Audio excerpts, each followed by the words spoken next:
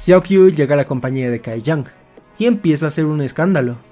Una misión aparece y esta pedía que matara a todos los seres hostiles.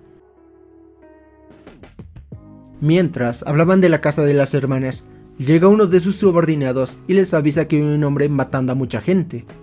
Ellos no se metían con profesionales de alto nivel e influencia, así que deciden ir a ver. En las escaleras, una persona pide piedad, pero no es escuchado. Ahí aparece Xiaokyu. Estos al verlos sienten miedo, pero recuerdan que eran profesionales de nivel 4. Le dicen que si se rinde, no le harán nada a su cadáver. Ahí le avisan que era el que dejó en coma a Tu Ying. Xiaokyu decide apagar la luz y se transforma. Uno de los de Kaiyang dice que en la oscuridad él es el rey del tiempo y el espacio y activa su visión nocturna, pero se termina encontrando con un monstruo. Rápidamente estos profesionales son asesinados.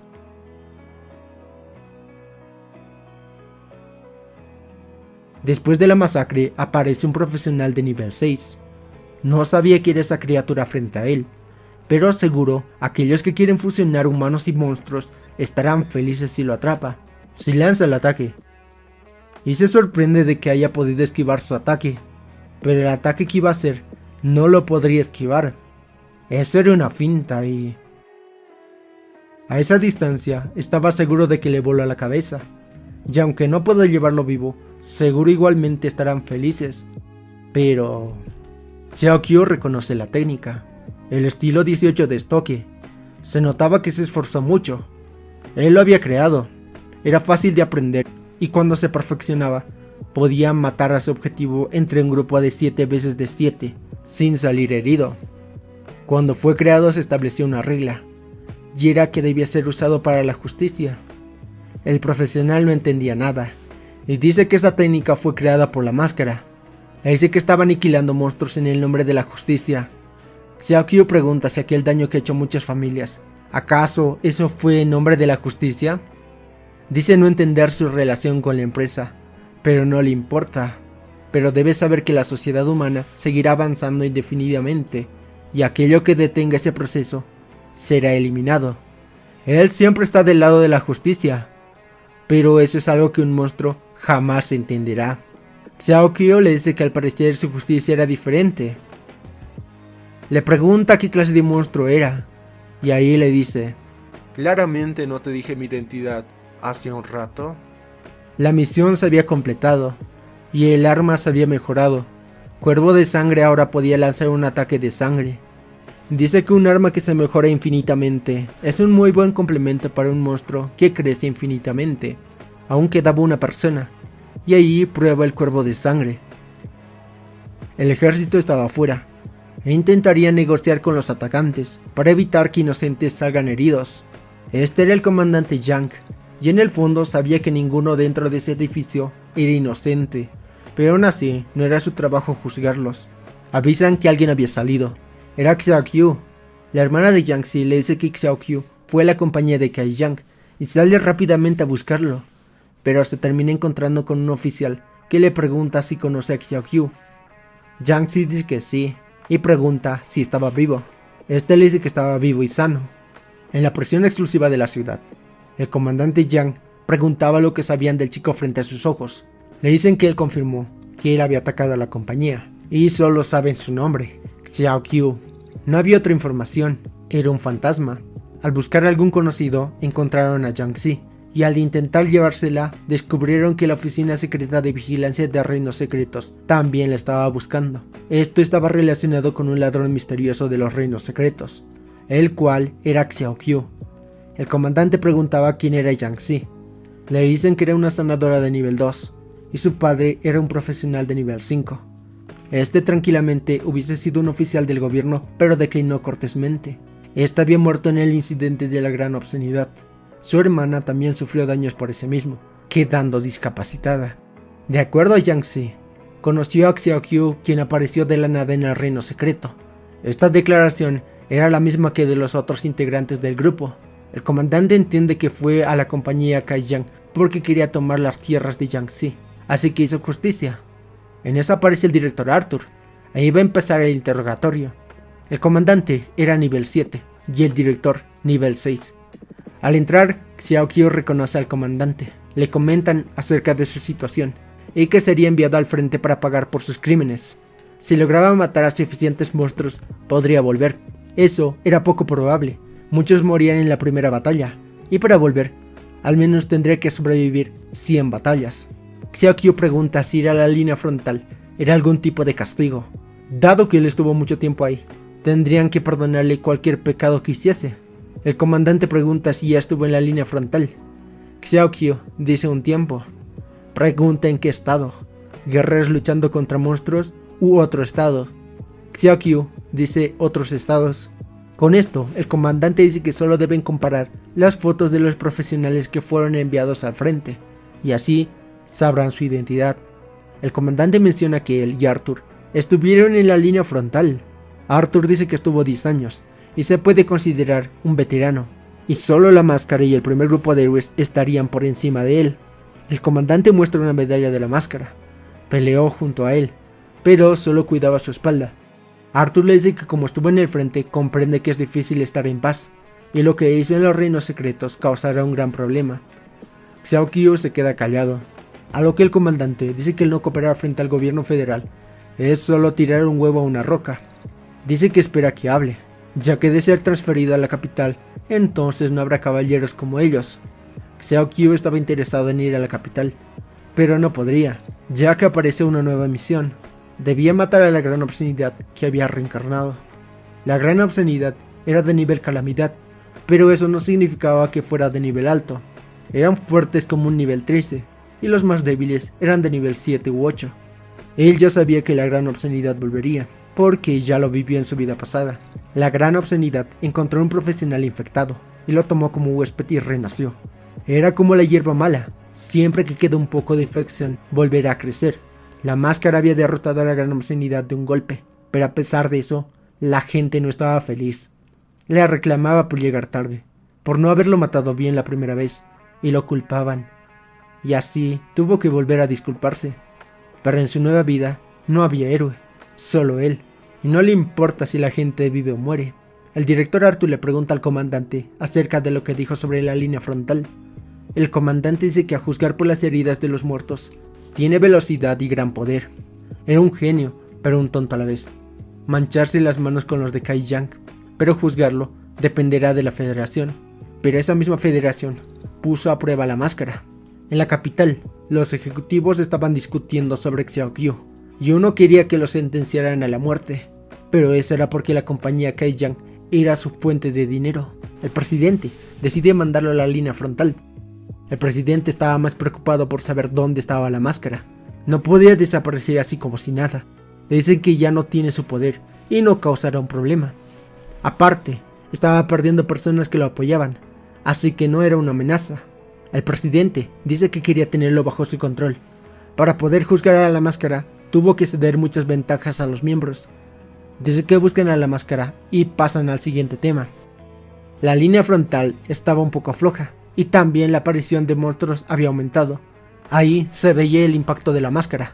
Preguntan si no fueron demasiados con la máscara, pero el presidente pregunta si están cuestionando la decisión que habían tomado.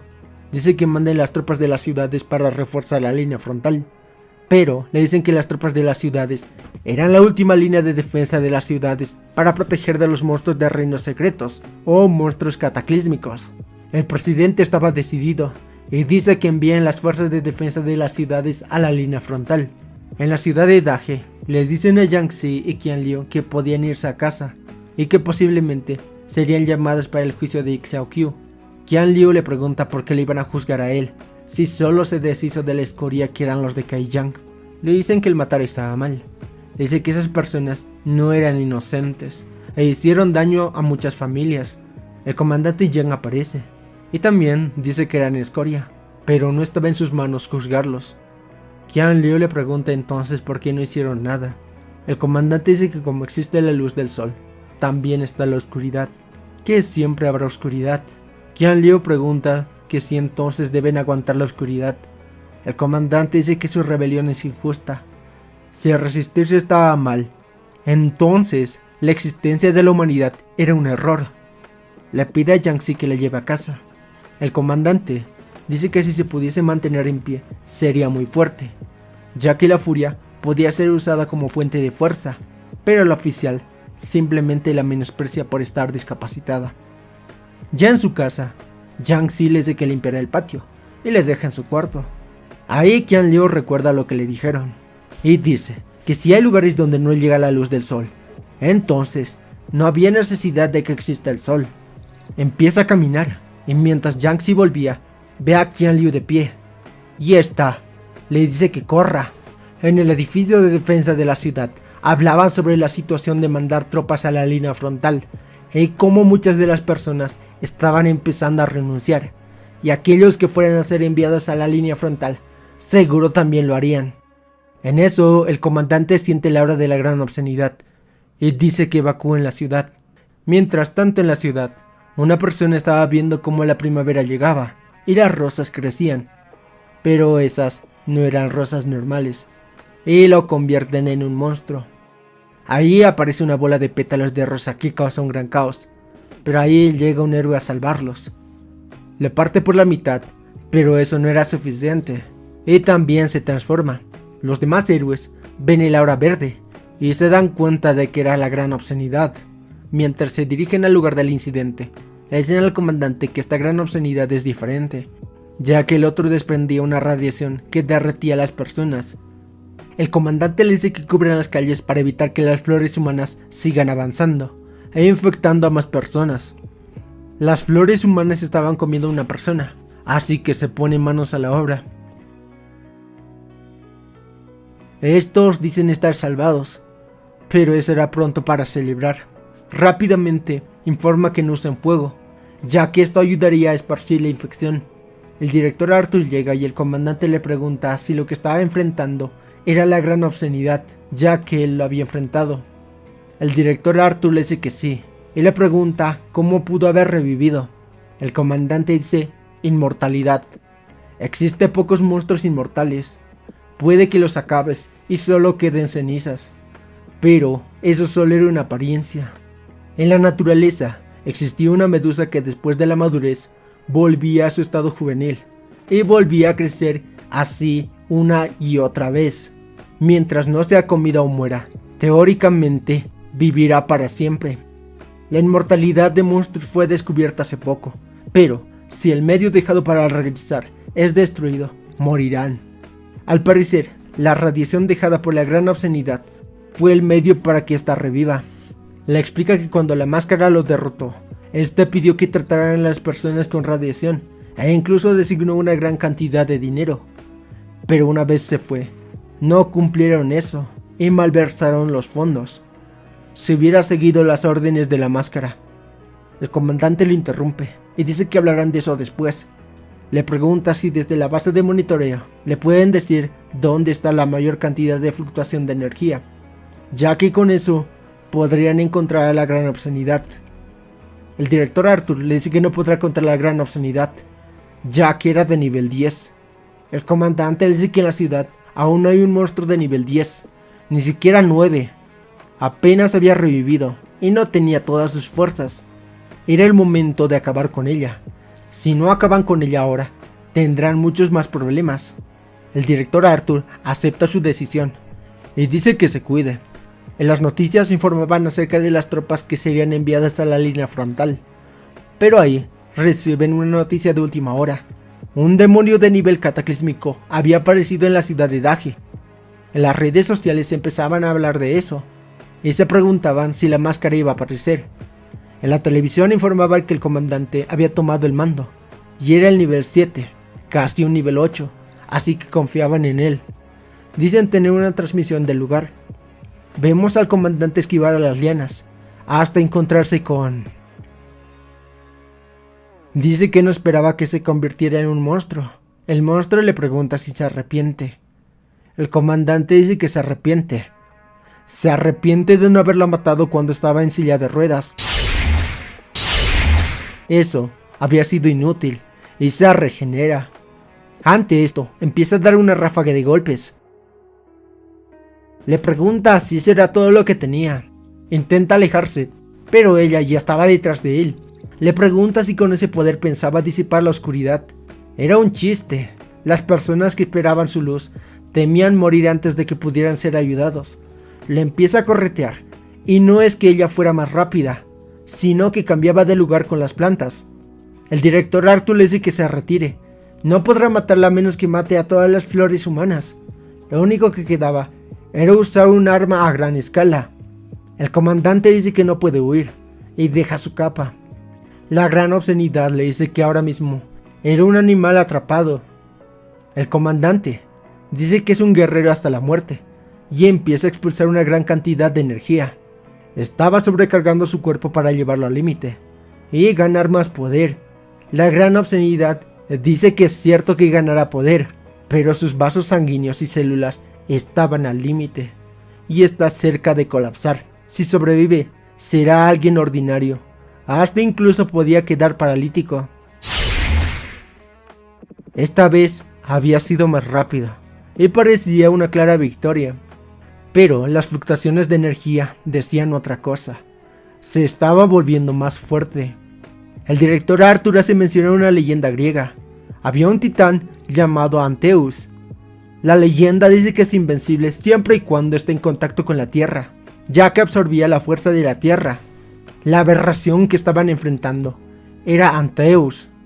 Las flores humanas eran su fuente de poder. Si no matas las flores, no puedes matarla. Era una y miles a la vez. La energía seguía aumentando, y era una catástrofe de nivel 9. La gran obscenidad estaba sorprendida. Le pregunta por qué no usa ese poder para disipar la oscuridad de la que hablaba. ¿Por qué dejó que murieran inocentes en esa ciudad? Las plantas empiezan a moverse, rompen los escudos de contención, pero estos se empiezan a retirar.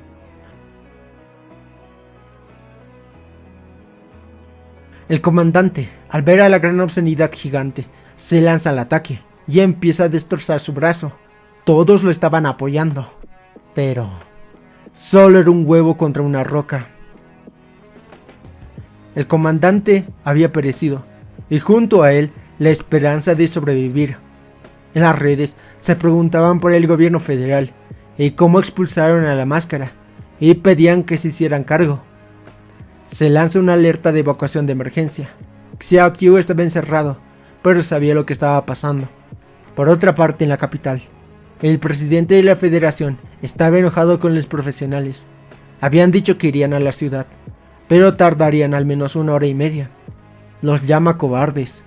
Ahí uno lo replica y dice que no debieron ser tan despiadados con la máscara. Le dicen que quedaba una opción para salvar a la ciudad: armas nucleares.